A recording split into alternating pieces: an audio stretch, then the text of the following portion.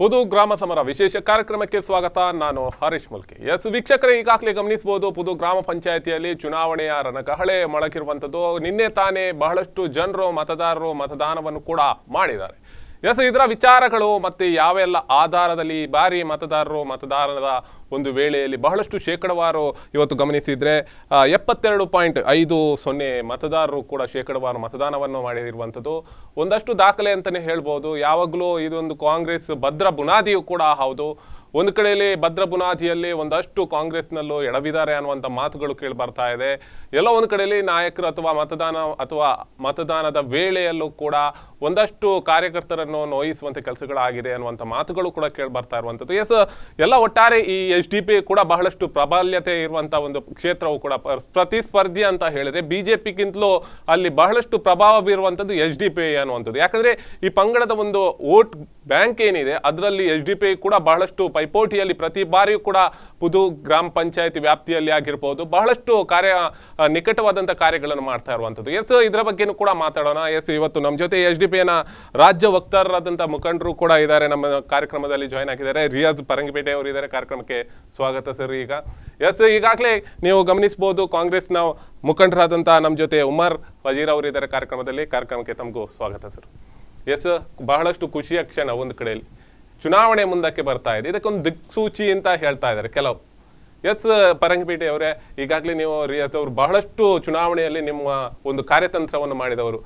ಈಗಾಗಲೇ ನಾವು ಗಮನಿಸುವುದಾದ್ರೆ JDS ಯಾವ ರೀತಿಯಲ್ಲಿ ಕಾರ್ಯತಂತ್ರ ಅದರ ಒಂದು ತಂತ್ರಗಾರಿಕೆ ಮಾಡ್ತಾ ಇದೆ ಅದು ಈ ಬಾರಿ ರಿಯಾಜ್ ಅವರು ಕೂಡ ಮಾಡಿದ್ದಾರೆ ಅಂತ ಮಾತುಗಳು ಕೇಳಿ ಬರ್ತಾ ಇರುವಂಥದ್ದು. ಎಸ್ ಬಹಳಷ್ಟು ಸಂಖ್ಯೆಯಲ್ಲಿ ಈ ಬಾರಿ ರಿಯಾಜ್ ಅವರಿಗೆ ತಕ್ಕೆಗೆ ಬೀಳ್ತಾ ಇದೆ ಅಥವಾ SDP ತಕ್ಕೆಗೆ ಬೀಳಲಿಕ್ಕಿದೆ ಅನ್ನುವಂಥ ಮಾತುಗಳು ಕೇಳಿ ಬರ್ತದೆ. ಹೇಗಿದೆ?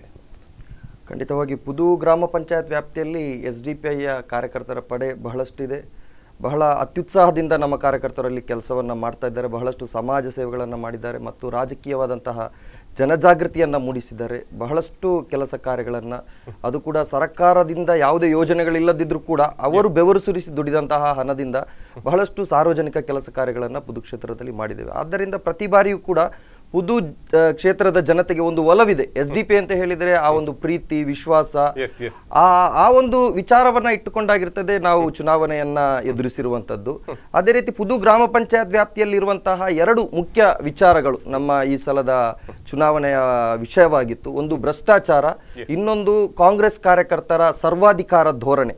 ಈ ಎರಡು ನಿಲುವುಗಳಿಂದ ಪುದು ಗ್ರಾಮದ ಒಟ್ಟಾರೆ ಮತದಾರರು ಬಹಳಷ್ಟು ಗೊಂದಲಗಳಲ್ಲಿದ್ದರು. ಯಾಕೆಂತ ಹೇಳಿದ್ರೆ ಗ್ರಾಮ ಪಂಚಾಯತ್ಗೆ ಹೋಗಿ ಯಾವುದೇ ಕೆಲಸಗಳನ್ನ ಮಾಡಬೇಕಿದ್ರು ಕೂಡ ಅವರು ಸರ್ಕಾರದ ಫೀಸ್ನೊಂದಿಗೆ ಒಂದಿಷ್ಟು ದುಡ್ಡನ್ನ ಹೆಚ್ಚಿಗೆ ಕೊಡಬೇಕು. ಅಂದ್ರೆ ಭ್ರಷ್ಟಾಚಾರ ತಾಂಡವವಾಡುತ್ತಿರುವಂತಹ ಒಂದು ಕ್ಷೇತ್ರ.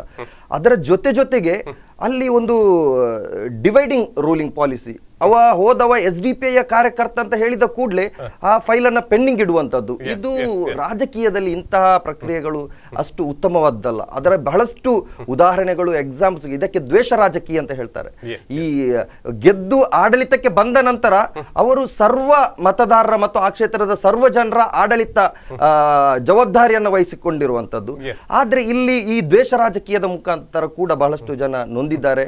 ಅಲ್ಲಿ ಸಣ್ಣ ಸಣ್ಣ ವಿಚಾರಗಳು 9/11 ಆಗಿರಬಹುದು ಅಥವಾ ಸಣ್ಣ ಒಂದು ಖಾತೆ ಬದಲಾವಣೆ ಆಗಿರಬಹುದು, ಯಾವ ವಿಚಾರಕ್ಕೂ ಹೋದ್ರೂ ಕೂಡ ಭ್ರಷ್ಟಾಚಾರ ತಾಂಡವವಾಡುತ್ತಿರುವಂತಹ ಕ್ಷೇತ್ರ. ಇತ್ತೀಚೆಗೆ ಒಂದು ಪ್ರಕರಣವೂ ಕೂಡ ನಡೆಯಿತು. ಸರ್ಕಾರ ಹಕ್ಕುಪತ್ರವನ್ನ ವಿತರಣೆ ಮಾಡಿದ್ರು ಕೂಡ ಅದನ್ನ ತಂದು ಗ್ರಾಮ ಪಂಚಾಯತ್ನ ಕಪಾಟ್ನಲ್ಲಿ ಇಟ್ಟು ಅಲ್ಲಿಯ ಸದಸ್ಯರು ದುಡ್ಡು ಮಾಡ್ಲಿಕ್ಕೆ ಹೊರಟಿರುವಂತದ್ದು. ಆ ಸಂದರ್ಭದಲ್ಲಿ ಜಾಗೃತಿಯನ್ನ ಮೊಳಗಿಸಿ ಹೋರಾಟ ಮಾಡಿದ ಕಾರಣದಿಂದ ತುರ್ತಾಗಿ ಶಾಸಕರು ದಿನಾಂಕವನ್ನ ಫಿಕ್ಸ್ ಮಾಡಿ ಹಕ್ಕು ವಿತರಣೆ ಮಾಡಿದಂತಹ ಪ್ರಕ್ರಿಯೆಗಳು. ಇಂತಹ ಹಲವಾರು ವಿಚಾರ ಭ್ರಷ್ಟಾಚಾರ. ಎರಡನೇದು ಪುದು ಕಾಂಗ್ರೆಸ್ನ ಆ ಒಂದು ಬಂಡಾಯ ಅಥವಾ ಅವರ ಡಿವೈಡಿಂಗ್, ಅವರ ಒಳಗಡೆಯ ಕಚ್ಚಾಟಗಳು, ನಾಯಕತ್ವಕ್ಕೆ ಬೇಕಾಗಿ ಪೈಪೋಟಿ ಮತ್ತು ಸರ್ವಾಧಿಕಾರ ಧೋರಣೆ. ಇಲ್ಲಿ ನಮ್ಮದೇ ನಡಿಬೇಕು ಅಂತ ಹೇಳುವಂತಹ ಒಂದು ವಿಭಾಗ, ಜನರನ್ನ ಕನ್ಸಿಡರೇಷನ್ ತಗೊಳ್ಳಲ್ಲ, ಆತ್ಮವಿಶ್ವಾಸಕ್ಕೆ ತಗೊಳ್ಳೋದಿಲ್ಲ. ಒಟ್ಟಾರೆಯಾಗಿ ಹೋಗ್ತಾ ಇರುವಂತಹ ಈ ನಡೆಯು ಕೂಡ ಈ ಸಲದ ಚುನಾವಣೆಯಲ್ಲಿ ಸೋಷಿಯಲ್ ಡೆಮೊಕ್ರೆಟಿಕ್ ಪಾರ್ಟಿ ಆಫ್ ಇಂಡಿಯಾಕ್ಕೆ ಪೂರಕವಾಗಿ ಖಂಡಿತವಾಗುವಂಥದ್ದು. ಎಸ್ ಈಗಾಗಲೇ ಬಹಳಷ್ಟು ವಿಚಾರಗಳನ್ನು ನಾವು ಮಾತಾಡಿದ್ವಿ. ಒಂದು ನಾನು ಮೊದಲಿಗೆ ಹೇಳಿದೆ ಕಾಂಗ್ರೆಸ್ನ ಭದ್ರ ಕೋಟೆ ಅಂತ. ಎಲ್ಲೂ ನಿಜವಾಗ್ಲೂ ಅದು ಬಹಳಷ್ಟು ಭದ್ರಕೋಟೆ. ಯಾಕಂದ್ರೆ ಹಿಂದೆಯೂ ಕೂಡ ಅಧಿಕಾರದಲ್ಲಿರುವಂಥದ್ದು. ಒಂದು ಕಡೆಯಲ್ಲಿ ನಾವು ದಕ್ಷಿಣ ಕನ್ನಡ ಜಿಲ್ಲೆ ಅಂತ ಹೇಳಿದ್ರೆ ಬಹಳಷ್ಟು ವಿಧಾನಸಭಾ ಕ್ಷೇತ್ರವನ್ನು ಕೂಡ ಗೆದ್ದಿರುವಂಥದ್ದು. ಉಸ್ತುವಾರಿ ಸಚಿವರಿದ್ದಾರೆ, ಖಾದರ್ ಇದ್ದಾರೆ, ಒಂದು ಕಡೆಯಲ್ಲಿ 2 ಸಚಿವರು ಕೂಡ ಇರುವಂಥದ್ದು. ಪ್ರತಿಷ್ಠೆಯ ಕಣ ಅಂತ ಹೇಳ್ಬೋದು. ಎಸ್ ಈ ಪ್ರತಿಷ್ಠೆಯ ಕಣದಲ್ಲಿ ಕಾಂಗ್ರೆಸ್ ಎಲ್ಲೋ ಒಂದು ಕಡೆಯಲ್ಲಿ ಎಡವಿತ, ನಾಯಕರ ಆಯ್ಕೆ, ಅಭ್ಯರ್ಥಿಯ ಆಯ್ಕೆಯಲ್ಲಿ ಎಡವಿದೆಯಾ ಅನ್ನುವಂಥದ್ದು? ಇಲ್ಲ, ಖಂಡಿತವಾಗಿ ಇಲ್ಲ. ಕಳೆದ 4 ಅವಧಿಯಲ್ಲಿ ಅಲ್ಲಿ ಕಾಂಗ್ರೆಸ್ ಪಕ್ಷದ ಬೆಂಬಲಿತರು ಆಡಳಿತ ನಡೆಸ್ತಾ ಇದ್ದಾರೆ. ಅಲ್ಲದೆ ನಮ್ಮ ಅತ್ಯಂತ ಉತ್ಸಾಹಿ ಯುವ ನಾಯಕರು, ನಮ್ಮ ಆರೋಗ್ಯ ಸಚಿವರ ಕ್ಷೇತ್ರಕ್ಕೆ ಬಂದಂಥ ಒಂದು ಪಂಚಾಯತ್, ಅಲ್ಲಿ ಕಾಂಗ್ರೆಸ್ ಪಕ್ಷಕ್ಕೆ ನಿಜವಾಗಿ ಅಲ್ಲಿ ಪ್ರತಿಸ್ಪರ್ಧಿಗಳಿಲ್ಲದಂಥ ಒಂದು ವಾತಾವರಣ ಇತ್ತು. ಕಳೆದ ಚುನಾವಣೆಯಲ್ಲಿ ನಾವು 22 ಸ್ಥಾನಗಳು ಗೆದ್ದಿದ್ದೆವು. ಅತ್ಯುತ್ತಮವಾದ ಆಡಳಿತ ಕೂಡ ನಾವು ನಡೆಸಿದೆವು. ನಮ್ಮ ಸಚಿವರು ಬಹಳಷ್ಟು ಅಭಿವೃದ್ಧಿ ಕೆಲಸಗಳನ್ನು ಮಾಡಿದ್ದಾರೆ. ಯಾಕಂದರೆ ಕೆಲವು 1-2 ವಾರ್ಡ್ಗಳು ಅಲ್ಲಿ ಕಾಂಗ್ರೆಸ್ಸಿಗೆ ಫೇವರ್ ಆಗಿಲ್ಲದರೂ ಕೂಡ ಆ ಪ್ರದೇಶದಲ್ಲೂ ಕೂಡ ಬಹಳಷ್ಟು ಅಭಿವೃದ್ಧಿ ಕೆಲಸಗಳನ್ನು ಮಾಡಿದ್ದಾರೆ. ನಾವು ನೋಡ್ಬೋದು, ಅಲ್ಲಿ ರಸ್ತೆಗಳು, ಮುಖ್ಯವಾಗಿ ರಸ್ತೆ ಕಾಮಗಾರಿ, ರಸ್ತೆ ಬಹಳಷ್ಟು ಉತ್ತಮ ರೀತಿಯಲ್ಲಿ ಅಭಿವೃದ್ಧಿಪಡಿಸಿದ್ದಾರೆ. ಹಾಗೇನೆ ಎಲ್ಲ ಕಡೆ ಕೂಡ ಯಾವುದೇ ಜಾತಿ, ಮತ ಅಥವಾ ಪಕ್ಷ ಪಂಗಡಗಳ ಭೇದ ಮಾಡದೆ ಎಲ್ಲ ರೀತಿಯಿಂದಲೂ ಶಾಸಕರು ನಮ್ಮ ಸಚಿವರು ಬೆಳೆದಿದ್ದಾರೆ. ಆ ಕಾರಣಕ್ಕಾಗಿ ಖಂಡಿತವಾಗಿಯೂ ಆ ಪ್ರದೇಶದ ಜನ ಕಾಂಗ್ರೆಸ್ ಅನ್ನು ಕೈ ಬಿಡುವುದೆಂಬ ವಿಶ್ವಾಸ ನಮಗಿದೆ. ಈ ಬಾರಿ 34ರಲ್ಲಿ ಕನಿಷ್ಠ 25 ಸ್ಥಾನಗಳು ಗೆಲ್ಲುವಂತ ವಿಶ್ವಾಸ ನಮಗೆ. ನೀವು ಹೇಳಿದ್ರಿ ವಿಶ್ವಾಸ ಒಂದು ಕಡೆಯಲ್ಲಿ, ಆದ್ರೆ ಒಂದು ಕಡೆಯಲ್ಲಿ ನೀವು ಮಾಡಿದಂತ ತಂತ್ರಗಾರಿಕೆ, ನೀವು ಎಡವಿದಂತ ಒಂದು ಅಷ್ಟು ಸನ್ನಿವೇಶಗಳು ಈ ಬಾರಿ ಕುತ್ತಾಗ್ಬೋದಾ? ಒಂದಷ್ಟು ನಿಮ್ಮ ಅಭ್ಯರ್ಥಿಗಳ ಸಂಖ್ಯೆ ಕಡಿಮೆ ಆಗ್ಬೋದಾ ಈ ಬಾರಿ? ಯಾಕಂದ್ರೆ ಕಾಂಗ್ರೆಸ್ ಪಕ್ಷ ನಾನು ಹೇಳಿದ್ದೇನೆ ಕಳೆದ 4 ಬಾರಿಯಿಂದ ಅಧಿಕಾರದಲ್ಲಿದೆ. ಹಾಗೇನೆ ಆಕಾಂಕ್ಷಿಗಳ ಸಂಖ್ಯೆ ಸಹಜವಾಗಿ ಹೆಚ್ಚಿದೆ. ಬಂಡಾಯಕ್ಕೆ ಒಂದು ಬುನಾದಿ ಆಯ್ತು. ಬಂಡಾಯ ಅಂತ ಹೇಳಿ ಅಲ್ಲ, ಕೆಲವರಿಗೆ ಸ್ವಲ್ಪ ನಿರಾಶೆ ಆಗಿರ್ಬೋದು. ಆದರೆ ಎಲ್ಲ ಕಡೆ ರಾಜಕೀಯ ತಂತ್ರಗಾರಿಕೆ ಇರ್ತದೆ.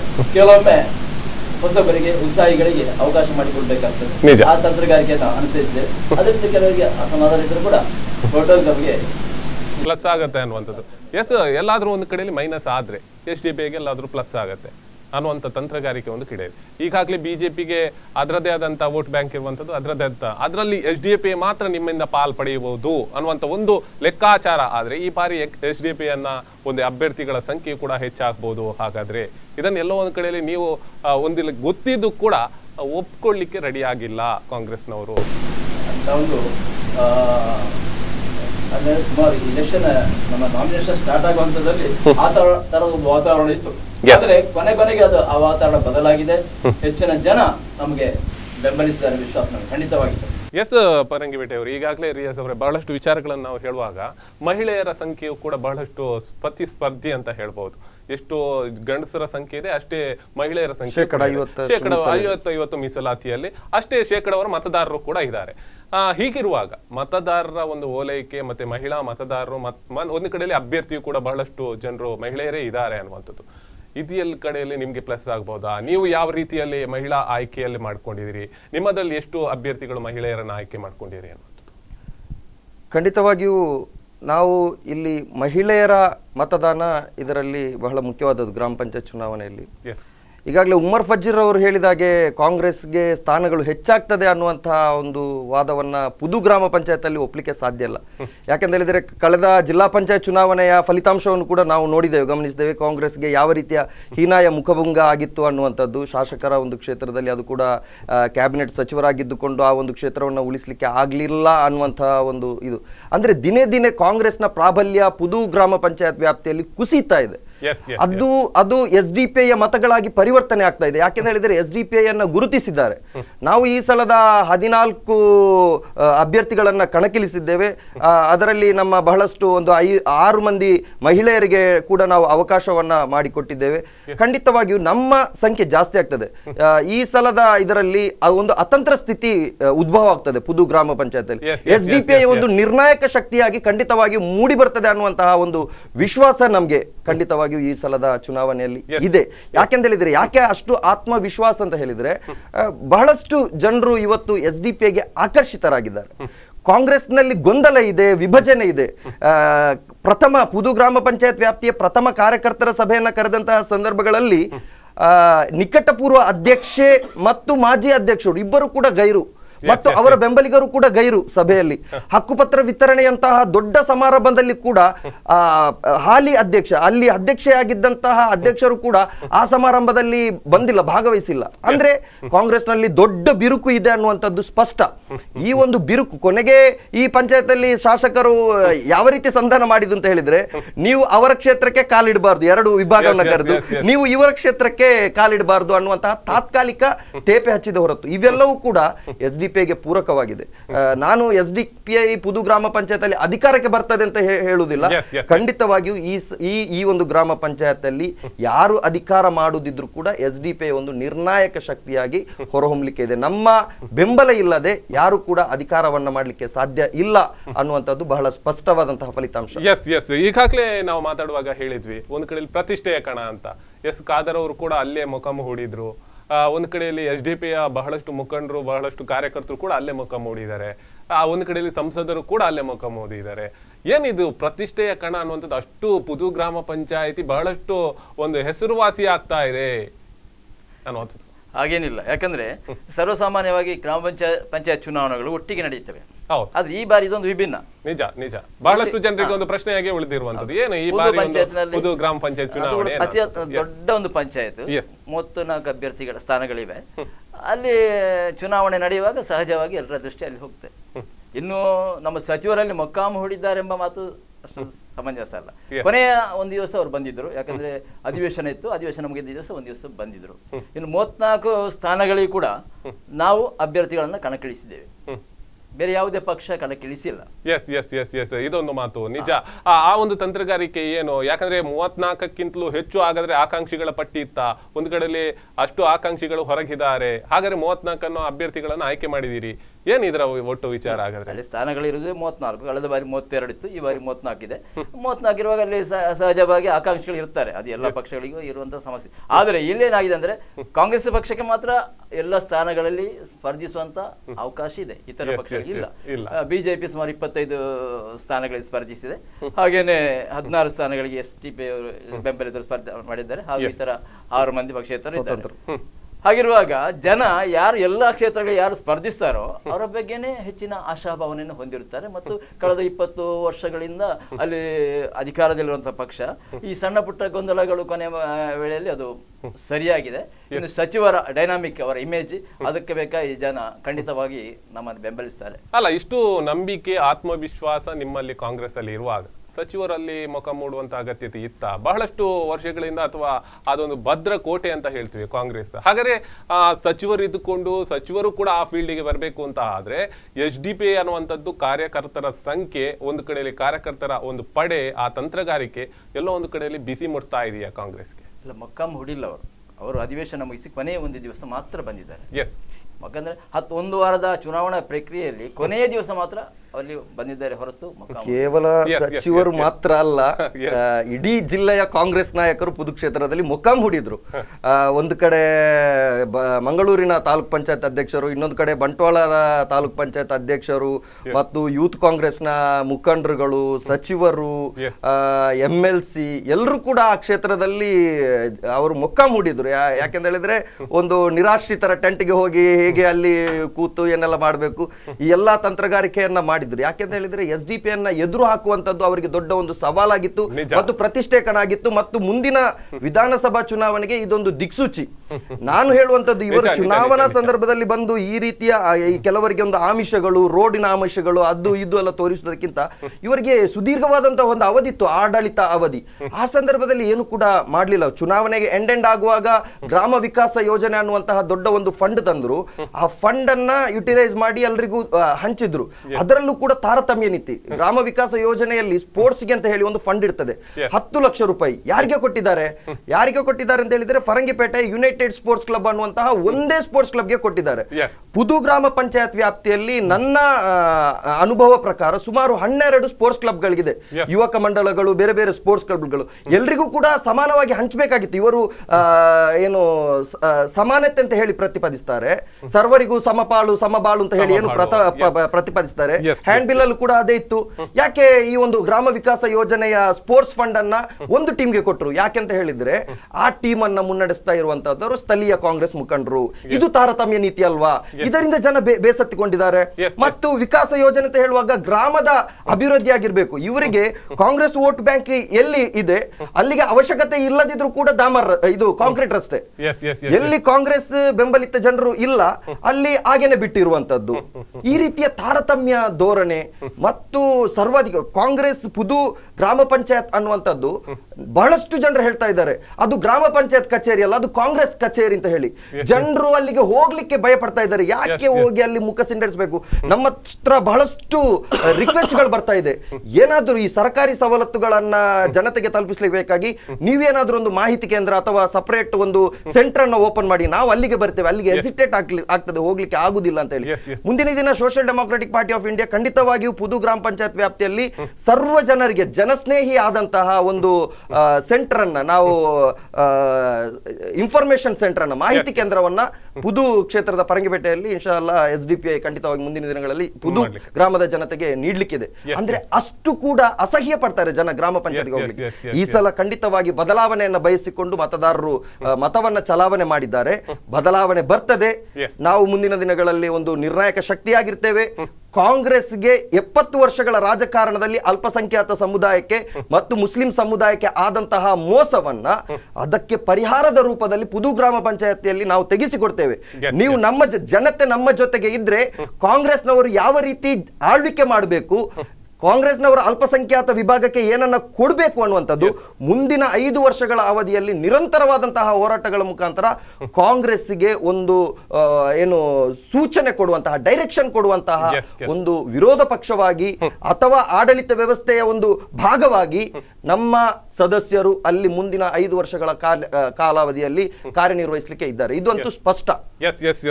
ರಿಯಾಸ್ ಅವರೇ, ನಿಮ್ ಜೊತೆ ಮಾತಾಡ್ತೇನೆ, ನಿಮ್ ಜೊತೆ ಕೂಡ ಕಂಟಿನ್ಯೂ ಮಾಡ್ತೇನೆ. ವೀಕ್ಷಕರೇ, ಬಹಳಷ್ಟು ವಿಚಾರಗಳನ್ನು ಕೂಡ ಪುದು ಗ್ರಾಮದಲ್ಲಿ ನಾವು ಮಾತಾಡಬೇಕು. ಪುದು ಗ್ರಾಮದಲ್ಲಿ ಬಹಳಷ್ಟು ಜನರು ಕೂಡ ಒಂದಷ್ಟು ಮತದಾರರು ಇರುವಂತದ್ದು. ಮತದಾರರು ಮಹಿಳೆಯರು ಎಷ್ಟು ಇದ್ದಾರೆ ಅಷ್ಟೇ ಪುರುಷರ ಸಂಖ್ಯೆಯು ಕೂಡ ಇದೆ. 50-50 ಅಂತ ಹೇಳ್ಬೋದು. ಅಷ್ಟೇ ಜನ ಕೂಡ ಅಭ್ಯರ್ಥಿಗಳು ಕೂಡ ಇಲ್ಲಿ ಕಣದಲ್ಲಿ ಇರುವಂತದ್ದು. ಇಲ್ಲೊಂದು ನಾಳೆಯ ರಿಸಲ್ಟ್, ನಾಳೆಯ ಫಲಿತಾಂಶ ಏನಿದೆ ಬಹಳಷ್ಟು ನಿರೀಕ್ಷೆಯ ಫಲಿತಾಂಶ ಆಗಿದೆ. ಒಂದು ಕಡೆಯಲ್ಲಿ ಯಾವ ರೀತಿಯಲ್ಲಿ ಗುಜರಾತಿನ ಫಲಿತಾಂಶ ಒಂದಷ್ಟು ಚುನಾವಣೆಗೆ ಬುನಾದಿ ಅಂತ ಹೇಳ್ತಿದ್ವಿ, ಪ್ರತಿಷ್ಠೆ ಅಂತ ಹೇಳ್ತಿದ್ವಿ, ಹಾಗೇನೆ ಒಂದು ಕಡೆಯಲ್ಲಿ ಕಾಂಗ್ರೆಸ್ಸಿಗೆ ಪುದು ಗ್ರಾಮ ಪಂಚಾಯಿತಿ ಕೂಡ ಈಗ ಪ್ರತಿಷ್ಠೆಯ ಕಣ ಆಗ್ತಾ ಇದೆ ಅನ್ನುವಂಥದ್ದು. ಇದರ ಬಗ್ಗೆ ಮತ್ತಷ್ಟು ವಿಚಾರಗಳನ್ನು ಹಂಚಿಕೊಳ್ತೀನಿ. ಅದಕ್ಕಿಂತ ಮೊದಲು ಪುಟ್ಟ ವಿರಾಮ.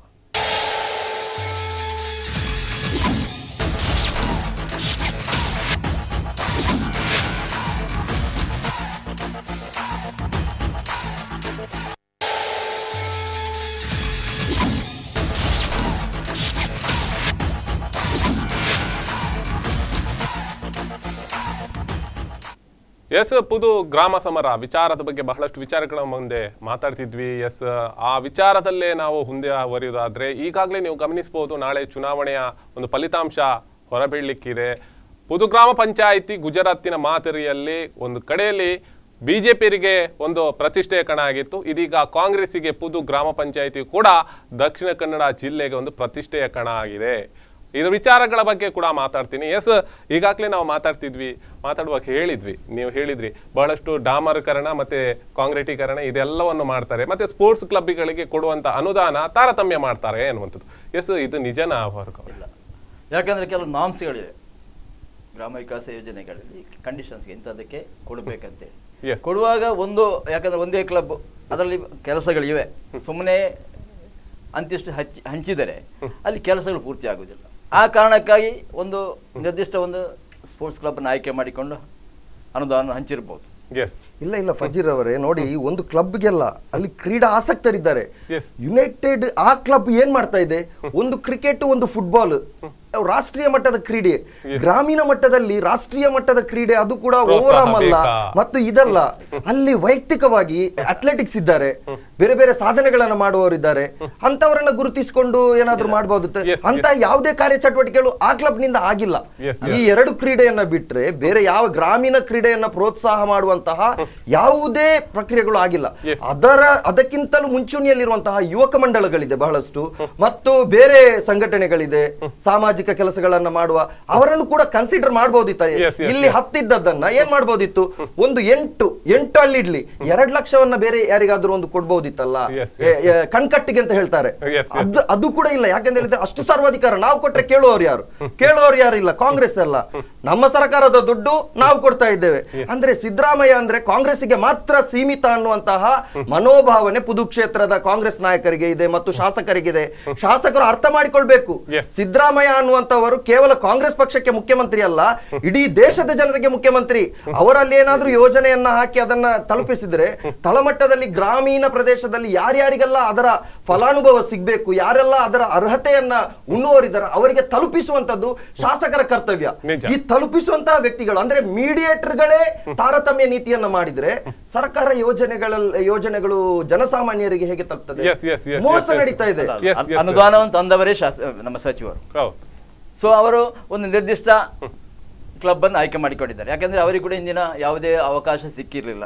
ಯುವಕ ಮಂಡಲಗಳಿಗೆ ಸರಿಯಾದ ಬೇರೆ ರೀತಿಯ ಸವಲತ್ತುಗಳು ಅನುದಾನಗಳು ಸಿಕ್ಕಿರಬಹುದು. ಅದಕ್ಕೆ ಬೇಕಾಗಿ ಈ ಸ್ಪೋರ್ಟ್ಸ್ ಕ್ಲಬ್ ಕೊಟ್ಟಿದ್ದಾರೆ. ಇನ್ನು ಮುಂದಿನ ದಿನಗಳಲ್ಲಿ ಈ ಅನುದಾನವನ್ನು ಪಡ್ಕೊಂಡಂತ ಆ ಸ್ಪೋರ್ಟ್ಸ್ ಕ್ಲಬ್ ಬೇರೆ ಬೇರೆ ರೀತಿಯ ಕಾರ್ಯಕ್ರಮವನ್ನು ಹಮ್ಮಿಕೊಳ್ಳುವಂತ ಸಾಧ್ಯತೆ ಇದೆ. ಮತ್ತು ಈಗ ರಿಯಾಜ್ ಅವರು ಒಂದು ಮಾತು ಹೇಳಿದರು, ಕೇವಲ ಕಾಂಗ್ರೆಸ್ನವರು ಇರುವಂತ ಪ್ರದೇಶಕ್ಕೆ ಮಾತ್ರ ಬಹಳಷ್ಟು ಒತ್ತು ಕೊಟ್ಟಿದ್ದಾರೆ ಎಂಬ ಈ ಮಾತು ಕೂಡ ನಿಜ ಅಲ್ಲ. ಯಾಕಂದ್ರೆ ಕುಂಡೇಲು ಮತ್ತು ನೆತ್ತರಕೆರೆ ಎಂಬ ವಾರ್ಡ್ಗಳಿವೆ, ಅದು ಅವರಿಗೆ ಗೊತ್ತಿದೆ. ಅಲ್ಲಿ 2 ವಾರ್ಡಲ್ಲಿ ಕೂಡ ಕಾಂಗ್ರೆಸ್ ಬೆಂಬಲಿತ ಸದಸ್ಯರು ಕಳೆದ ಬಾರಿ ಗೆದ್ದಿಲ್ಲ, ಪೂರ್ತಿ ಬಿಜೆಪಿ ಬೆಂಬಲಿತರು ಗೆದ್ದಿದ್ದಾರೆ. ಆದರೂ ಕೂಡ ಅಲ್ಲಿ ಕೆಲವು ರಸ್ತೆಗಳು ಕಾಂಕ್ರೀಕರಣ ಆಗಿದೆ. ನಾನೇ ಸ್ವತಃ ವೀಕ್ಷಣೆ ಮಾಡಿದ್ದೇನೆ. ಅಲ್ಲಿ ಕಾಂಗ್ರೆಸ್ನ ಯಾವುದೇ ಸದಸ್ಯರು ಇಲ್ಲದರೂ ಕೂಡ ಅಲ್ಲಿ ಬೇಕಾದ ಒತ್ತು ಕೊಟ್ಟು ಕೆಲಸ ಮಾಡಿದ್ದಾರೆ.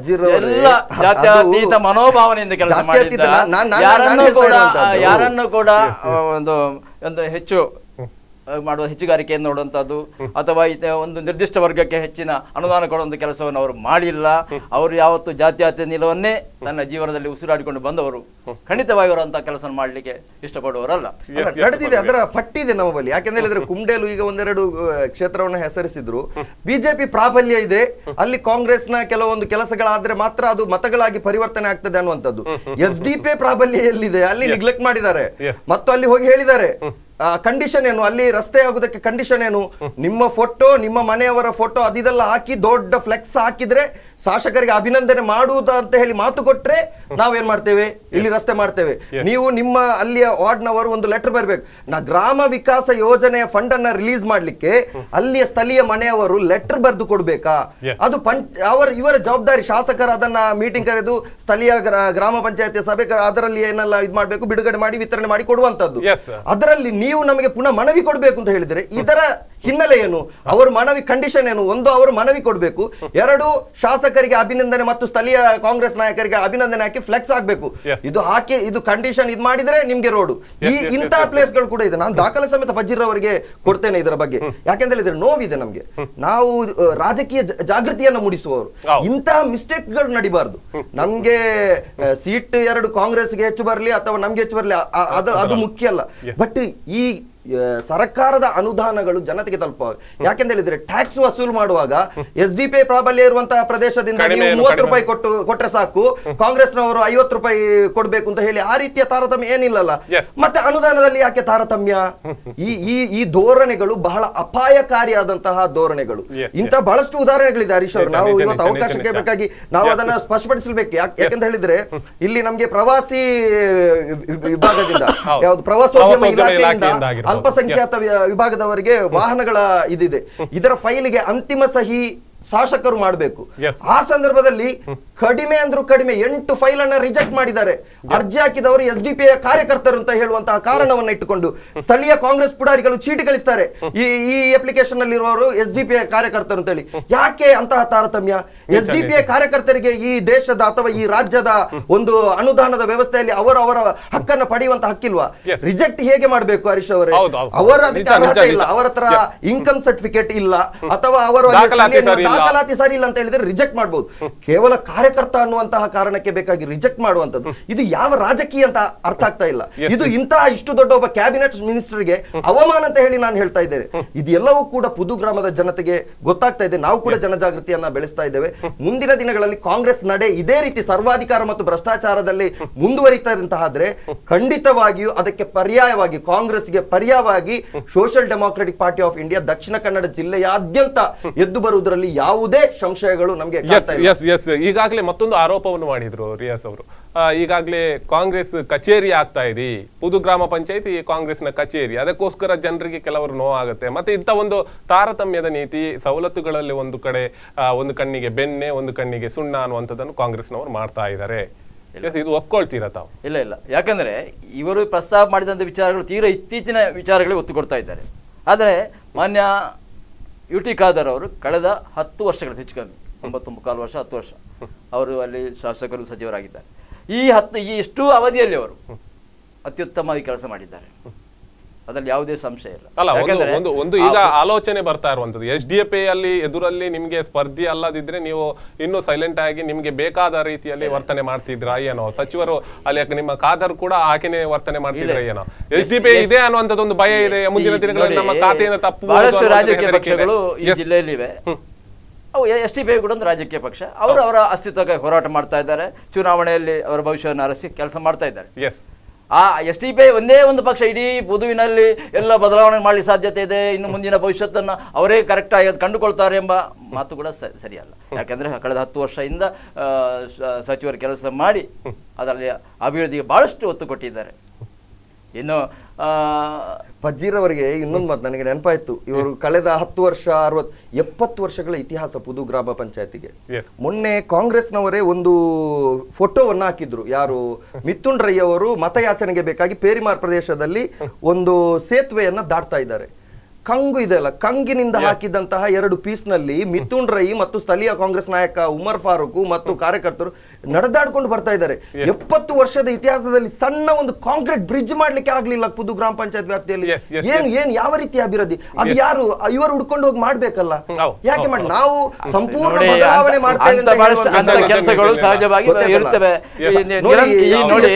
70 ವರ್ಷಗಳ ಆಡಳಿತದಲ್ಲಿ ಒಂದು ಸಣ್ಣ ಕಾಂಕ್ರೀಟ್ ಬ್ರಿಡ್ಜ್ ಮಾಡ್ಲಿಕ್ಕೆ ಆಗ್ಲಿಲ್ಲ ಅಂತ ಹೇಳಿದ್ರೆ ಸಾವಿರಾರು ಇರ್ತದೆ ನೋಡಿ. ಇದು ಏನಂತ ಹೇಳಿದ್ರೆ ನಮ್ಮಿಂದ ಏನ್ ಬೇಕಾದ್ರೂ ಮಾಡ್ಲಿಕ್ಕೆ ಸಾಧ್ಯ ಇದೆ ಸರ್ವಾಧಿಕಾರ ಧೋರಣೆ. ನಂಗೆ ತುಂಬಾ ಬೇಸರ ಆಯ್ತು. ರಾಜಕಾರಣಿಗಳ ಮಾತಿದೆ ಅಲ್ಲ, ಇದು ಬಹಳ ಸ್ಪಷ್ಟತೆ ಮತ್ತು ಸತ್ಯ ಮತ್ತು ಅದರಲ್ಲಿ ಒಳಿತು ಇರಬೇಕು.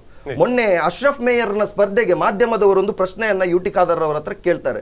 ಆನ್ಸರ್ ಏನ್ ಕೊಟ್ರು ಅವರು? ಅವರ ನಾಮಿನೇಷನ್ ಫೀಸ್ ಅನ್ನ ನಾನ್ ಕಟ್ತೇನೆ, ಅವರಿಗೆ ಗಲ್ಲಿ ಕಾಂಗ್ರೆಸ್ ಕಾರ್ಯಕರ್ತ ಅಂದ್ರೆ ಅಹಂಭಾವ, ನನ್ನನ್ನು ಸೋಲಿಸ್ಲಿಕ್ಕೆ ಯಾರಿಂದಲೂ ಸಾಧ್ಯ ಇಲ್ಲ ಅಂತ ಹೇಳುವಂತಹ ಒಂದು ಸೃಷ್ಟಿಕರ್ತನ ಮರೆತಂತಹ ಮಾತಿದೆ ಅಲ್ಲ, ಇದು ರಾಜಕಾರಣಿಗಳಿಗೆ ಅಪಾಯಕಾರಿ. ನಾನು ಹೇಳುವಂತದ್ದು ಕಾಂಗ್ರೆಸ್ ನಾಯಕರಲ್ಲಿ ಮತ್ತು ಕಾಂಗ್ರೆಸ್ನ ಶಾಸಕರಲ್ಲಿ ಇಂತಹ ಒಂದು ಅಹಂಭಾವ ಇದೆ. ಅದು ಖಂಡಿತವಾಗಿ ಅವರಿಗೆ ಮುಂದಿನ ಚುನಾವಣೆಯಲ್ಲಿ ಮುಲ್ಲಾಗ್ತದೆ. ಇದು ಜನ ಸೇವಕರಿಗೆ ಇದು ಭೂಷಣ ಅಲ್ಲ. ಯಾಕೆಂದ್ರೆ ಪ್ರತಿಯೊಬ್ಬರನ್ನ ಪ್ರೀತಿ ವಿಶ್ವಾಸ ಸಹಬಾಳ್ವೆಯಿಂದ ಅವರೊಂದಿಗೆ ಆ ರೀತಿಯ ಒಂದು ಇದು ಮಾಡಬೇಕು. ಇವರ ನಾಯಕರನ್ನು ನೋಡಿ ಕಾರ್ಯಕರ್ತರು ಕೂಡ ಕಳ್ತಾರೆ. ಸುಜೀರು ಬೂತ್ ವಾರ್ಡ್ ನಂಬರ್ 5ರ ಬೂತ್ ನಲ್ಲಿ ನಮ್ಮ SDP ಕಾರ್ಯಕರ್ತನಿಗೆ ನಿನ್ನೆ ಹಲ್ಲೆ ಮಾಡಿದ್ದಾರೆ ಕಾಂಗ್ರೆಸ್ ಕಾರ್ಯಕರ್ತರು. ಯಾಕೆ ಬೇಕಾಗಿತ್ತು? ಶಾಂತಿಯುತವಾಗಿ ಮತದಾನ ನಡೀತಾ ಇದೆ. ನಮ್ಮ ಕಾರ್ಯಕರ್ತ ಅಲ್ಲಿ ನಾವು ಒಂದು ಅಭ್ಯರ್ಥಿಯನ್ನ ಕಣಕ್ಕಿಳಿಸಿರುವಂತದ್ದು, ಅವರು ಬಂದವರ ಹತ್ರ ಒಂದು ಮತ ಹಾಕಿ ಅಂತ ಹೇಳಿ ಕೇಳಿದ್ದಾರೆ, ಮತಯಾಚನೆ ಮಾಡಿದ್ದಾರೆ. ಅದಕ್ಕೆ ಬೇಕಾಗಿ ಏಕ್ದಮ್ ಬಂದು ಹೊಡೆಯುವಂತದ್ದು, ಹಲ್ಲೆ ಮಾಡುವಂತದ್ದು, ತಲ್ವಾರ್ ಕಾಲಗ, ಇದೆಲ್ಲ ಇದು ಅಂದ್ರೆ ನಾಯಕರುಗಳಿಂದ ಕಲಿತಿರುವಂತದ್ದು. ಮತವನ್ನ ಯಾಚಿ ಸಿಗದಿದ್ರೆ ಹೊಡಿದು ಬಡಿದು ಆದ್ರೂ ಬೆದರಿಸಿ ಆದ್ರು ರೌಡಿಸಂ ಫೀಲ್ಡ್ ಅನ್ನ ಇಟ್ಕೊಂಡು ದೊಡ್ಡ ಇಟ್ಕೊಂಡು ಗೇಟ್ ಬಳಿಯಲ್ಲಿ ನಿಂತು ಹೀಗೆ ಅದು ಈ ರೀತಿಯ ಪ್ರದರ್ಶನದ ರಾಜಕೀಯ ಮತ್ತು ಬೆದರಿಕೆಯ ರಾಜಕಾರಣ ಇದು ಭೂಷಣ ಅಲ್ಲ. ಇದು ಪ್ರಜಾತಂತ್ರ ವ್ಯವಸ್ಥೆ, ಪ್ರಜಾಪ್ರಭುತ್ವ ವ್ಯವಸ್ಥೆ, ಜಾತ್ಯತೀತತೆ. ಭಾರತ ದೇಶದ ಸಂವಿಧಾನಾತ್ಮಕವಾಗಿ ಪ್ರತಿಯೊಬ್ಬರಿಗೂ ಕೂಡ ಸ್ಪರ್ಧೆ ಮಾಡುವಂತಹ ಹಕ್ಕಿದೆ. SDP ಆಗಿರಬಹುದು, ಸ್ವತಂತ್ರ ಅಭ್ಯರ್ಥಿ ಅವರವರ ಶೈಲಿಯಲ್ಲಿ ಅವರು ಮತವನ್ನ ಯಾಚನೆ ಮಾಡ್ತಾರೆ. ನೀವು ಬರ್ಲೇಬಾರ್ದು, ನೀವು ಇಲ್ಲಿ ಇದ್ ಮಾಡಬಾರ್ದು, ಅವರಿಗೆ ರಿಕ್ಷಾ ಅಡ್ಡಗಟ್ಟುವಂತದ್ದು, ನೀವು ಈ ಏರಿಯಾಕ್ಕೆ ಕಾಲಿಟ್ರೆ ನಾವು ಬಿಡುದಿಲ್ಲ ಅಂತ ಹೇಳಿ ಬೆದರಿಕೆ ಹಾಕುವಂತದ್ದು, ಇದು ಯಾವ ರಾಜಕಾರಣ ಕಾಂಗ್ರೆಸ್ ಪಕ್ಷ? ಇಂಥವರನ್ನೇ ಬೆಳೆಸಿಕೊಂಡಿದ್ದಾರೆ. ಅದರ ಒಂದು ಇದಾಗಿತ್ತು ಇತ್ತೀಚಿನ ದಿನಗಳಲ್ಲಿ ನಡೆದಂತಹ ಗಾಂಜಾ ವಾರ್. ಕಾಂಗ್ರೆಸ್ ಪಕ್ಷದವರು ಬೆಳೆಸಿದಂತಹ ಕೂಸುಗಳು ಇವತ್ತು ಬೀದಿ ಬದಿಯಲ್ಲಿ ಮಾಡ್ತಾ ಇರುವಂತದ್ದು. ಯಾರ್ಯಾರ ಪಾಪದ ತಾಯಿಯ ಮಕ್ಕಳು ಅದಕ್ಕೆ ಬಲಿಯಾಗ್ತಾ ಇದ್ದಾರೆ. ಇವರು ರಾಜಕೀಯವನ್ನ ಗಟ್ಟಿಗೊಳಿಸಲಿಕ್ಕೆ ಮಾಡಿದಂತಹ ಈ ಒಂದು ರೌಡಿಸಂ ಫೀಲ್ಡ್ ನ ಯುವಕರು ಇವತ್ತು ಹೆಣವಾಗಿ ಬೀಳ್ತಾ ಇದ್ದಾರೆ. ಇದಕ್ಕೆ ಏನಂತೀರಾ? ಇಲ್ಲ, ಇದು ಖಂಡಿತವಾಗಿ ಸರಿಯಲ್ಲ. ಯಾಕೆಂದ್ರೆ ಕಾಂಗ್ರೆಸ್ ಬಗ್ಗೆ ಇರುವಂತಹ ಪೂರ್ವಾಗ್ರಹದಿಂದ ಅವರು ಮಾತನಾಡ್ತಾ ಇದ್ದಾರೆ. ಸಂಪೂರ್ಣವಾಗಿ ಕಾಂಗ್ರೆಸ್ ಅನ್ನ ಟಾರ್ಗೆಟ್ ಮಾಡಿ ಮಾತನಾಡುವಂತ ವಿಷಯಗಳಿವೆ ಅವರು. ಯಾಕಂದ್ರೆ ಅಶ್ರಫ್ ರವರು ಇತ್ತೀಚಿನವರೆಗೆ ಕಾಂಗ್ರೆಸ್ ನಲ್ಲಿದ್ರು. ಅವರದೇ ವೈಯಕ್ತಿಕ ಕಾರಣಕ್ಕಾಗಿ ಕಾಂಗ್ರೆಸ್ ರಾಜೀನಾಮೆ ಕೊಟ್ಟು ಈಗ ಕಾಂಗ್ರೆಸ್ ವಿರುದ್ಧ ಸ್ಪರ್ಧೆ ಮಾಡುತ್ತೇನೆ ಅಂತ ಹೇಳ್ತಾ ಇದ್ದಾರೆ. ಆ ಸಂದರ್ಭದಲ್ಲಿ ಪತ್ರಕರ್ತರು ಕೇಳಿದ ಮಾತಿಗೆ ಕ್ಯಾಶುವಲ್ ಆಗಿ ಅವರ ಮಾತನ್ನು ಹೇಳಿ ಬರದೆ ಹೊರತು ಅಹಂಕಾರದಿಂದ ಹೇಳಿದ ಮಾತು ಖಂಡಿತ ಅಲ್ಲ. ಯಾವತ್ತು ಯುಟಿ ಖಾದರ್ ಅವರ ಬಗ್ಗೆ ವೈಯಕ್ತಿಕ ಸಣ್ಣ ಮಕ್ಕಳನ್ನು ಕೂಡ ಬಹಳ ಪ್ರೀತಿ ವಿಶ್ವಾಸದಿಂದ ಕಾಣುವ ವಿರುದ್ಧರನ್ನು ಅಶ್ರಫರ ದುರ್ಬಲರು ಅಲ್ವಾ, ಅದು ನಮಗೆ ಸಂಬಂಧಪಟ್ಟ ವಿಚಾರ. ಅವರಿಗೆ ಮಾಜಿ ಮೇಯರ್ ಅಶ್ರಫ್ ಅವರು ಬಹಳಷ್ಟು ಅವಕಾಶಗಳನ್ನು ಕಾಂಗ್ರೆಸ್ ಪಡ್ಕೊಂಡಿದ್ದಾರೆ. ಅವರು ಇವತ್ತು ಮಾಜಿ ಮೇಯರ್ ಎಂಬ ಅವರ ಸರ್ನೇಮ್ ಇಟ್ಕೊಂಡಿದ್ದಾರೆ. ಅದು ಕಾಂಗ್ರೆಸ್ ಅವರ ತಂದೆ ಶಾಸಕರಲ್ಲದಿದ್ರೆ ಯುಟಿ ಖಾದರ್ ಅವರು ಇವತ್ತು ಮಿನಿಸ್ಟರ್ ಆಗ್ತಾ ಇರಲಿಲ್ಲ. ಅವಕಾಶಗಳು ಯಾರಿಗೆ ಯಾವಾಗ ಬರ್ತದೆ ಅಂತ ಹೇಳಿ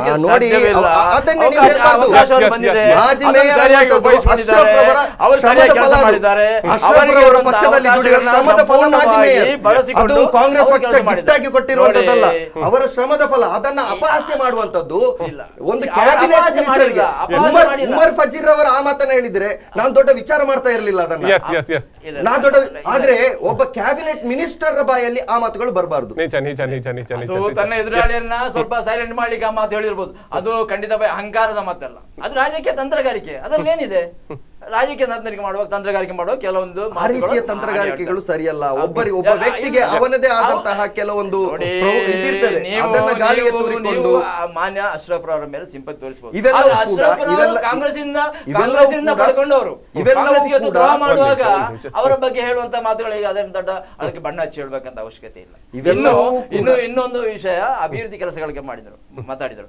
ಅಭಿವೃದ್ಧಿ ಕೆಲಸಗಳು ನಿರಂತರವಾದ್ದು, ಅದಕ್ಕೆ ಕೊನೆ ಎಂಬುದಿಲ್ಲ.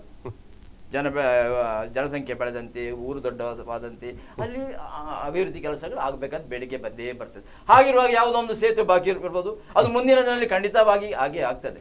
ಇಷ್ಟರವರೆಗೆ ನಾನು ನೋಡ್ತಾ ಇದ್ದೇನೆ 27 ಗ್ರಾಮಗಳು ಮಾನ್ಯ ಯುಟಿ ಖಾದರ್ ಅವರ ಕ್ಷೇತ್ರದ ವ್ಯಕ್ತಿಗಳು ಪಟ್ಟಿರ್ತದೆ. ಅಲ್ಲಿ ಎಲ್ಲ ಕಡೆ ಕೂಡ ಈ 10 ವರ್ಷಗಳಿಂದ ಬಹಳಷ್ಟು ಕೆಲಸಗಳು ಆಗಿವೆ. ಇದನ್ನು ಖಂಡಿತವಾಗಿ ಇದು ನಮ್ಮ ಈ ಕ್ಷೇತ್ರವನ್ನ ಒಂದು ಸುತ್ತು ವೀಕ್ಷಣೆ ಮಾಡಿದರೆ ಖಂಡಿತ ನಮ್ಗೆ ಅರ್ಥ ಆಗುತ್ತೆ. ಖಂಡಿತ ಖಾದರ್ ಅವರು ತನ್ನ ಕ್ಷೇತ್ರವನ್ನು ನಿರ್ಲಕ್ಷ್ಯ ಮಾಡಿಲ್ಲ. SDPI ಬಳಿ ಡೇಟ್ ಇದೆ, ದಿನಾಂಕ ಸಮೇತ ಇದೆ, ಯಾವಾಗ ಕಾಮಗಾರಿ ಆರಂಭ ಆಯ್ತು ಅಂತ ಹೇಳಿ. 3.5 ವರ್ಷ ಕಳೆದ ನಂತರ ಆಗಿರ್ತದೆ. ಎಲ್ಲವೂ ಕೂಡ ಫಸ್ಟ್ಗೆ ಬಿಡುಗಡೆ ಆದಂತಹ ಯೋಜನೆಗಳ ಉದ್ದೇಶಪೂರ್ವಕವಾಗಿ 3.5 ವರ್ಷ ಕೆಲಸ ಮಾಡಲಿಲ್ಲ. ಯಾಕೆ? ಚುನಾವಣೆ ಹತ್ತಿರ ಬರುವಾಗ ಮಾಡುವ ಇದು ಯಾವ ರೀತಿಯ ಅಭಿವೃದ್ಧಿ ಅನ್ನುವಂಥದ್ದು ನಮ್ಮ ಪ್ರಶ್ನೆ. ಯಾವ ರೀತಿ ಒಬ್ಬ ಮನುಷ್ಯನನ್ನ 6 ದಿನಗಳ ಕಾಲ ಹಸಿವೆಯಲ್ಲಿಟ್ಟು 7ನೇ ದಿನ ಅವನಿಗೆ ಬಿರಿಯಾನಿ, ಕಬ್ಸಾ, ಚಿಕನ್, ಅದು ಇದು ಅಂತ ಹೇಳಿ ಕೊಟ್ರೆ ಅದಕ್ಕೆ ಒಂದು ಅರ್ಥ ಇದೆಯಾ? ಕಾಂಗ್ರೆಸ್ ಅದನ್ನು ಮಾಡ್ತಾ ಇದೆ. 3.5 ವರ್ಷ ಸುಮ್ಮನಿದ್ದು ಚುನಾವಣೆ ಹತ್ತಿರ ಬರುವಾಗ ಎಲ್ಲ ಯೋಜನೆಗಳ ಹಣಗಳನ್ನ ಒಮ್ಮೆಲೆ ಬಿಡುಗಡೆ ಮಾಡಿ, ಅದರಲ್ಲೂ ಕೂಡ ದೊಡ್ಡ ರಾದಾಂತಗಳು, ಅದರಲ್ಲಿ ಕೂಡ ಏನು ಸ್ವಲ್ಪ ಸ್ವಾಹದಂತಹ ಇವಾಗೆಲ್ಲವನ್ನ ಮಾಡಿ ಇದನ್ನೇ ಅಭಿವೃದ್ಧಿ ಅಂತ ಹೇಳಿ ಇದು ಮಾಡುವಂಥದ್ದು. ನಾನು ಹೇಳುವಂಥದ್ದು, ಕಾಂಗ್ರೆಸ್ ಸರ್ಕಾರ ಕಳೆದ ಪ್ರಣಾಳಿಕೆಯಲ್ಲಿ ಹೇಳಿದಂತಹ ಅಲ್ಪಸಂಖ್ಯಾತರಿಗೆ 10 ಅಂಶಗಳಿದೆ. ಅದರ ಬಗ್ಗೆ ಎಷ್ಟನ್ನ ಅವರು ಪೂರ್ತಿ ಮಾಡಿದ್ದಾರೆ ಅಂತ ಹೇಳಿ ಅವರು ಪತ್ರಿಕಾಗೋಷ್ಠಿಯನ್ನ ಕರೆಸಿ ಹೇಳಿ, ಅವರು ನಮ್ಗೆ ಮುಸ್ಲಿಂ ಅಲ್ಪಸಂಖ್ಯಾತ ಸಮುದಾಯಕ್ಕೆ ವಸತಿ ಶಾಲೆಗಳನ್ನ ಕೊಡ್ತೇನೆ, ತಾಲೂಕು ಮಟ್ಟದ ವಸತಿ ಶಾಲೆಗಳನ್ನ ಕೊಡ್ತೇನೆ ಅಂತ ಹೇಳಿದ್ರು. ಅಲ್ಪಸಂಖ್ಯಾತರ ಮೇಲೆ ದಾಖಲಾಗಿರುವಂತಹ ಸುಳ್ಳು ಮೊಕದ್ದಮೆಗಳನ್ನ ನಾವು ಮತ್ತೆ ಲಾಂಗ್ ಪೆಂಡಿಂಗ್ ಕೇಸ್ಗಳನ್ನ ನಾವು ಸ್ಪೆಷಲ್ ಫಾಸ್ಟ್ ಟ್ರ್ಯಾಕ್ ಕೋರ್ಟ್ ಅನ್ನ ಮಾಡಿ ಅದನ್ನ ಬೇಗ ಮುಗಿಸ್ತೇವೆ ಅಂತ ಹೇಳಿದ್ರು. ಇಂತಹ 10 ಪ್ರಣಾಳಿಕೆಯಲ್ಲಿದ್ದಂತಹ ವಿಚಾರಗಳು ಇತ್ತು. ಇದರಲ್ಲಿ ಎಷ್ಟನ್ನ ಪೂರ್ತಿ ಮಾಡಿದ್ದಾರೆ ಅಂತ ಹೇಳಿ ಅದು ಅಭಿವೃದ್ಧಿ. ಇಲ್ಲಿ ಅನುದಾನ ಬಂದದನ್ನ ಹಂಚಿಕೆ ಮಾಡುವಂತದ್ದು ಅದು ಮೀಡಿಯೇಟರ್ನ ಕೆಲಸ.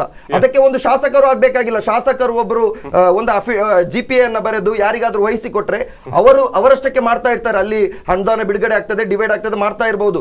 ಶಾಸಕರಿಗೆ ವಿಧಾನಸಭೆಯಲ್ಲಿ ಕೂತು ಇಂತಹ ಒಂದು ಸಮುದಾಯದ ಸಾಮಾಜಿಕ ಸಮಸ್ಯೆಗಳ ಬಗ್ಗೆ, ಅವರ ಶೈಕ್ಷಣಿಕ ಸಬಲೀಕರಣದ ಬಗ್ಗೆ, ಅವರ ಸರ್ವೋತ್ತಮಕ ಅಭಿವೃದ್ಧಿಗೆ ಬೇಕಾಗಿ ಹೊಸ ಹೊಸ ಯೋಜನೆಗಳನ್ನ ಪ್ರಸ್ತುತಪಡಿಸುವಂತದ್ದು ಎಷ್ಟನ್ನ ಮಾಡಿದ್ದಾರೆ. ಈ ಸಮುದಾಯದ ಮೀಸಲಾತಿಗೆ ಬೇಕಾಗಿ ಎಷ್ಟು ಧ್ವನಿಯನ್ನ ಎತ್ತಿದ್ದಾರೆ. ಅಥವಾ ಇಲ್ಲಿ ಅಲ್ಪಸಂಖ್ಯಾತ ಸಮುದಾಯದ ಸಾಲು ಸಾಲು ಹೆಣಗಳು ಬಿತ್ತು ಒಂದು ವಿಧಾನಸೌಧದಲ್ಲಿ ಅರ್ಧ ಗಂಟೆಯ ಚರ್ಚೆ ನಡೆಸಿದ್ದಾರಾ? ಯಾಕೆ? ಭಯ.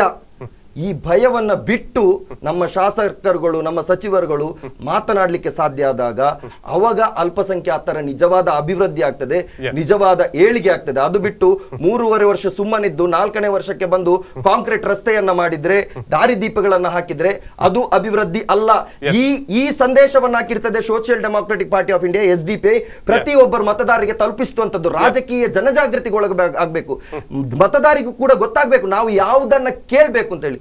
ನಮ್ಮ ಸಮುದಾಯದ ಕೂಡ ಸಮಸ್ಯೆಗಳಿದೆ. ಯಾಕೆಂದ್ರೆ ಹೇಳಿದ್ರೆ ನಮ್ಗೆ ಕೇಳಲಿಕ್ಕೆ ಗೊತ್ತಿಲ್ಲ. ನಮ್ಗೆ ದರ್ಗಕ್ಕೆ ಚದ್ದರ್ ಕೊಡಿ, ನಮ್ಮ ಮಸೀದಿಗೆ ಮರ್ಕ್ಯುರಿ ಲೈಟ್ ಕೊಡಿ ಅಂತ ಹೇಳಿ ನಮ್ಮ ಸಮುದಾಯ ಕೂಡ ಅರ್ಥ ಮಾಡಿಕೊಳ್ಬೇಕು. ಕೇಳುವಾಗ ನಮ್ಗೆ ಮೀಸಲಾತಿಯ ಬಗ್ಗೆ, ಶೈಕ್ಷಣಿಕ ಅಭಿವೃದ್ಧಿಯ ಬಗ್ಗೆ, ಸಾಮಾಜಿಕ ಅಭಿವೃದ್ಧಿಯ ಬಗ್ಗೆ ನಾವು ಅಜೆಂಡಾಗಳನ್ನ ಇಟ್ಟುಕೊಂಡು ನಮ್ಮ ಮತದಾರರು ಮಾತನಾಡಲಿಕ್ಕೆ ಶುರುವಾದಾಗ ಈ ಅಲ್ಪಸಂಖ್ಯಾತ ಸಮುದಾಯದ ನಿಜವಾದ ಅಭಿವೃದ್ಧಿ ಆಗ್ತದೆ. ಅದಕ್ಕೆ ಬೇಕಾಗಿ SDPI ಪಕ್ಷ ಬಹಳ ಅಹರ್ನಿಶಿಯಾಗಿ ಪ್ರಯತ್ನ ಮಾಡ್ತಾರೆ. ನಿಮ್ ಜೊತೆ ಮಾತು ಮುಂದುವರಿಸ್ತೇನೆ. ವೀಕ್ಷಕರೇ, ಒಂದು ಪುಟ್ಟ ವಿರಾಮದ ಬಳಿಕ ಮತ್ತೆ ಬರ್ತೇನೆ.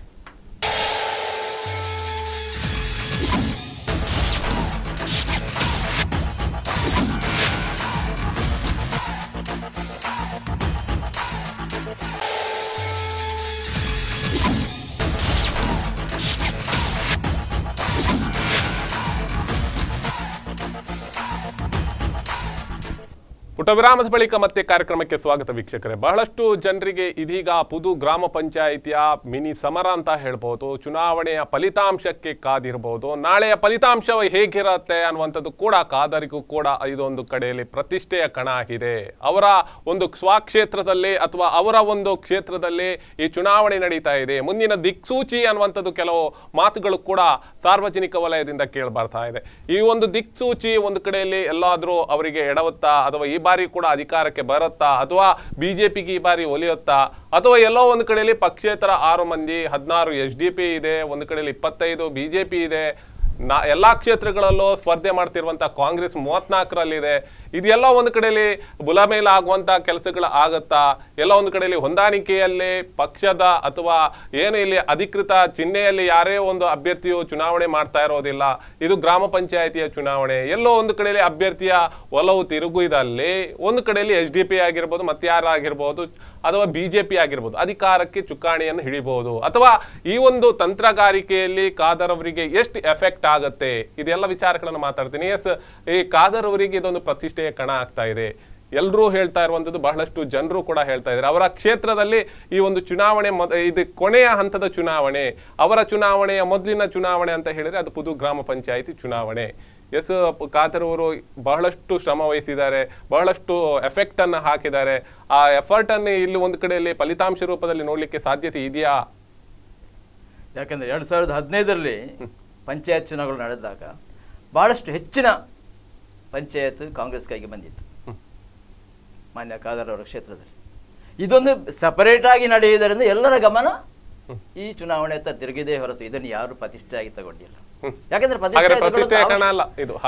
ಪ್ರತಿಷ್ಠೆ ತಗೊಳ್ಳೋದು ಅವಶ್ಯಕತೆ ಇಲ್ಲ. ಯಾಕಂದ್ರೆ ಕಳೆದ 4 ಅವಧಿಗಳಲ್ಲಿ ಕಾಂಗ್ರೆಸ್ ಗೆಲ್ತಾ ಇದೆ. ಕಳೆದ ಬಾರಿ ಕೂಡ 22 ಸ್ಥಾನ ಗೆದ್ದಿತ್ತು. ನಾವು ಅದನ್ನು ಸಹಜವಾಗಿ ಫಲಿತಾಂಶ ಬಂದ ನಂತರ ಪ್ರತಿಷ್ಠೆ ಕಣ ನಾವು ಸಹಜವಾಗಿ ಸ್ವೀಕರಿಸಿದೆ ಹೊರತು ಇದನ್ನು ಒಂದು ಸಪರೇಟ್ ಆಗಿ ಇದನ್ನು ವಿಶಿಷ್ಟವಾಗಿ ನಾವು ನೋಡಿಕೊಂಡಿಲ್ಲ. ಉಮರ್ ಫಾರೂಕ್ ಅವರು ಒಪ್ಕೊಳ್ತೀರಿ, ಆದ್ರೆ ಖಾದರ್ ಅವರು ಒಪ್ಕೊಳ್ತಾರೆ? ಖಂಡಿತವಾಗಿ ಖಾದರ್ ಸಾಹೇಬರು ಹಾಗೆ ತಿಳ್ಕೊಂಡಿಲ್ಲ. ಹಾಗೆ ತಿಳ್ಕೊಳ್ತಿದ್ದರೆ ಅವರು ಕೇವಲ ಒಂದು ದಿವಸ ಮಾತ್ರ ಅಲ್ಲಿ ಪ್ರಚಾರ ಮಾಡ್ತಿರ್ಲಿಲ್ಲ.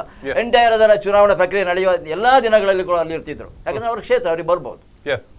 ಕಳೆದ 10 ವರ್ಷಗಳಿಂದ ಕೆಲಸ ಮಾಡ್ತಾ ಬಂದಿರುವವರು, ಅವರಿಗೆಲ್ಲ ಜನರ ನಾಡಿ ಮಿಡಿದ ಗೊತ್ತಿದೆ. ಪುದು ಪಂಚಾಯತ್ ವ್ಯಾಪ್ತಿಯ ಎಲ್ಲರ ಜನರ ಪರಿಚಯದ ಗೊತ್ತಿದೆ. ಅವರು ಯಾವ ರೀತಿ ಕೆಲಸವನ್ನು ಮಾಡಿದ್ದಾರೆ, ಅದರಲ್ಲೂ ಕೂಡ ಹಿರಿಯರನ್ನು ಮತ್ತು ಯುವಕರನ್ನ ಒಂದೇ ರೀತಿ ಒಗ್ಗೂಡಿಸಿಕೊಂಡು ಹೋಗುವಂತಹ ಸಾಮರ್ಥ್ಯ ಕೂಡ ಅವರಿಗೆ ಇದೆ. ಇನ್ನು ಕಾಂಗ್ರೆಸ್ ಪಕ್ಷ ಒಂದು ಜಾತ್ಯತೀತ ಪಕ್ಷ ನೋಡಿ. ಅಲ್ಲಿ ಎಲ್ಲ ಜಾತಿ ಧರ್ಮ ವರ್ಗ ಜನರಿಗೆ ನ್ಯಾಯವನ್ನು ಕೊಡಬೇಕಾಗ್ತದೆ. ಆ ಸಂದರ್ಭದಲ್ಲಿ ಎಲ್ಲರನ್ನು ಒಟ್ಟಿಗೆ ನೋಡ್ಕೊಳ್ಬೇಕಾಗ್ತದೆ. ಇನ್ನು ವಸತಿ ಶಾಲೆ ಬಗ್ಗೆ ಇವರು ಹೇಳಿದರು. ಈ ಸಾರಿ ಬಂದಂತ ಒಂದು ವಸತಿ ಶಾಲೆ ಅವರ ಕ್ಷೇತ್ರಕ್ಕೆ ಬಂದಿದೆ, ಅದು ಮಂಜಿನಾಡಿ ಗ್ರಾಮಕ್ಕೆ ಹೋಗಿದೆ. ಆದ್ರಿಂದ ಅವರು ತನಗೆ ಸಿಗುವಂತ ಏನು ಅವಕಾಶಗಳಿದೆ ಸಂಪೂರ್ಣ ಅವರು ಪಡ್ಕೊಂಡಿದ್ದಾರೆ, ಮಾಡಿಲ್ಲ. ಅವರು ಅಲ್ಪಸಂಖ್ಯಾತರ ಬಗ್ಗೆ ನಿರ್ಲಕ್ಷ್ಯ ಮಾಡ್ತಾ ಇದ್ದಾರೆ ಎಂಬ ಧೋರಣೆ ಸರಿಯಲ್ಲ. ಯಾಕಂದ್ರೆ ಅವರು ಎಲ್ಲರನ್ನು ಒಟ್ಟಿಗೆ ಕರ್ಕೊಂಡು ಹೋಗುವಂತದ್ದು ಕಾಂಗ್ರೆಸ್ ಪಕ್ಷದ ಧೋರಣೆ ಇದೆ. ಯಾವುದೇ ಒಂದು ನಿರ್ದಿಷ್ಟ ವರ್ಗಕ್ಕೆ ಹೆಚ್ಚಿನ ಆದ್ಯತೆ ಕೊಡುವಂತದ್ದು ಕಾಂಗ್ರೆಸ್. ಎಸ್, ಇದಕ್ಕೆ ಸಂಬಂಧಿಸಿದಂತ ಒಂದು ಇದೇ ಅಲ್ಲ ಸನ್ನಿವೇಶವಲ್ಲ, ಆದ್ರೂ ನಾನು ಹೇಳ್ತೇನೆ. ನೀವು ಹೇಳಿದ್ರೆ ಎಲ್ಲರನ್ನು ಒಟ್ಟಿಗೆ ಒಮ್ಮತದಲ್ಲಿ ಕೊಂಡೋಗ್ತೀವಿ ಅನ್ನುವಂಥದ್ದು.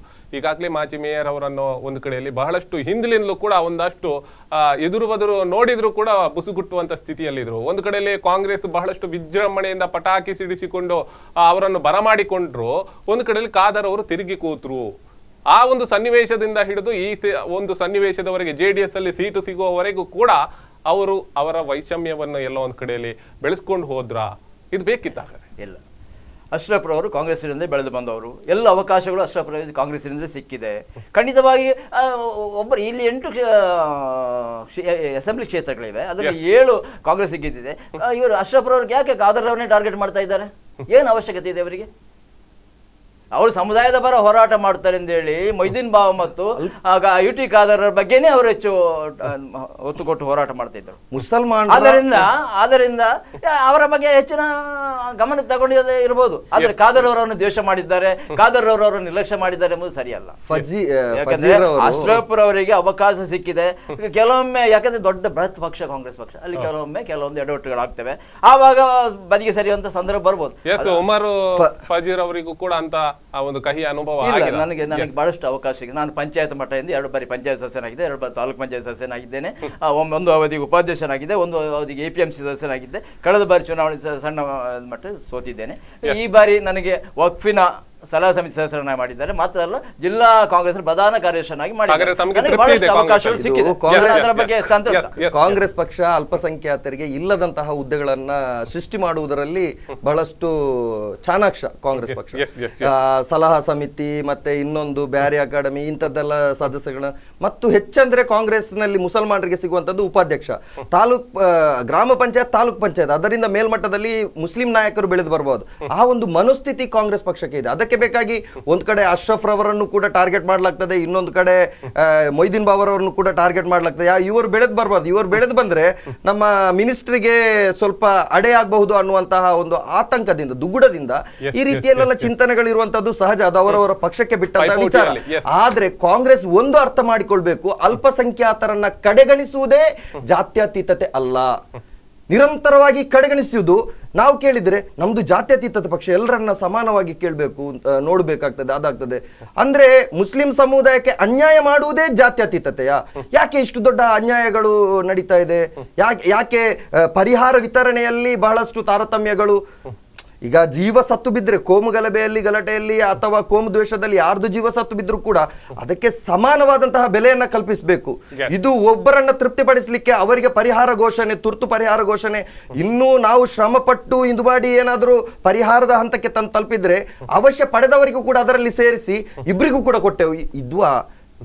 ಅದು ನೋಡ್ಬೇಕಲ್ಲ, ಯಾವ ಹಿನ್ನೆಲೆಯಿಂದ ಯಾವುದು ನೋಡದೆ ಏಕಮುಖವಾಗಿ ಅಲ್ಪಸಂಖ್ಯಾತ ಸಮುದಾಯವನ್ನ ಕಡೆಗಣಿಸ್ತಾ ಕಾಂಗ್ರೆಸ್ ಪಕ್ಷ ಮೆರೀತಾ ಇದೆ. ಇದು ಇವರಿಗೆ ಭೂಷಣ ಅಲ್ಲ ಅನ್ನುವಂಥದ್ದು.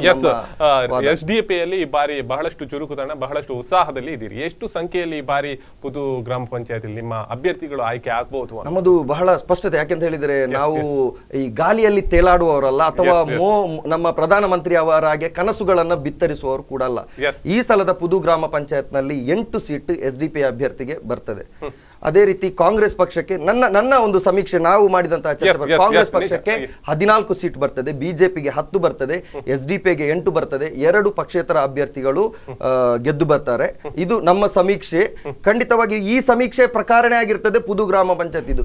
ಇದರಲ್ಲಿ SDP ಪಕ್ಷ ಅನ್ನುವಂಥದ್ದು ನಿರ್ಣಾಯಕ ಪಕ್ಷವಾಗಿ ಪುದು ಗ್ರಾಮ ಪಂಚಾಯತ್ ಅಲ್ಲಿ ಹೊರಹೊಮ್ಮುತ್ತದೆ. ಇದು ನಮ್ಮ ಒಂದು ನೀವು ಹೇಳಿದಂತ ಇಷ್ಟೆಲ್ಲ ನಿರ್ಣಾಯಕ ಅನ್ನುವಂತ ರೀತಿಯಲ್ಲಿ ಬಿಂಬಿಸ್ತಾ ಆಗಿರುವಾಗ, ನೀವಾಗ್ಲೇ ಬಿಜೆಪಿಯ ಜೊತೆ ಶಾಮೀಲಾಗ್ತೀರಾ ಅಥವಾ ಯಾರ ಜೊತೆ ನಿಮ್ಮ ಒಂದು ಅಧಿಕಾರವನ್ನು ಹಂಚಿಕೊಳ್ತೀರಿ? ಹಾಗಾದ್ರೆ social democratic party of India ಪಕ್ಷಕ್ಕೆ ಬಿಜೆಪಿ ಅನ್ನುವಂಥದ್ದು ಸೈದ್ಧಾಂತಿಕ ವಿರೋಧಿ.